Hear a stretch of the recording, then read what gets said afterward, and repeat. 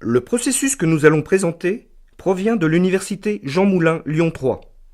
Le sujet de la séance de cartographie est le processus de conception d'une convention de partenariat international pour les échanges d'étudiants entre l'université Jean Moulin Lyon 3 et une université partenaire.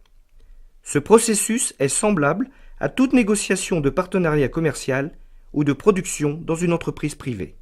Voici l'organisation très simplifiée de l'université Jean Moulin Lyon 3 pour la gestion des conventions à l'international. On distingue tout d'abord les autorités, c'est-à-dire le président, le vice-président chargé des relations internationales, le doyen de la faculté concernée par la convention. Il décide de l'opportunité du partenariat. Ensuite, interviennent les différents services administratifs. Le service des relations internationales conçoit la convention avec le partenaire.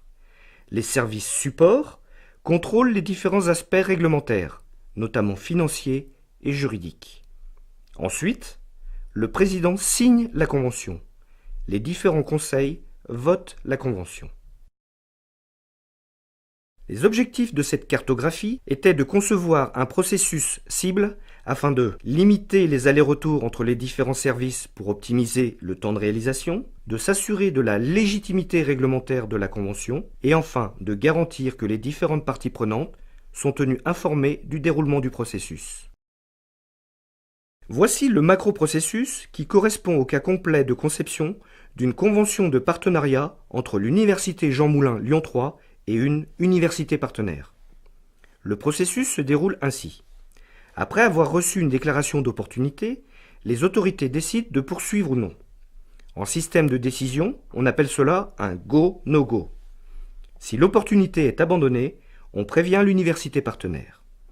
On prévient également le partenaire si on poursuit. On passe ensuite à la phase de conception de la convention tout en négociant avec le partenaire. Si les négociations n'aboutissent pas, on arrête le processus et on prévient le partenaire. Si l'accord est obtenu, vient la phase de contrôle, notamment financier et juridique.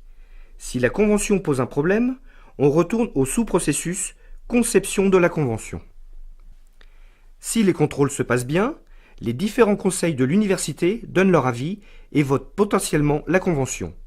Si la convention n'est pas acceptée en l'état, on retourne au sous-processus conception de la convention. Si la convention est votée, elle est alors signée par le président de l'université, puis envoyée au partenaire. Ce dernier la renvoie contre-signée. Elle est enfin archivée. Voilà, vous savez tout, nous allons pouvoir commencer.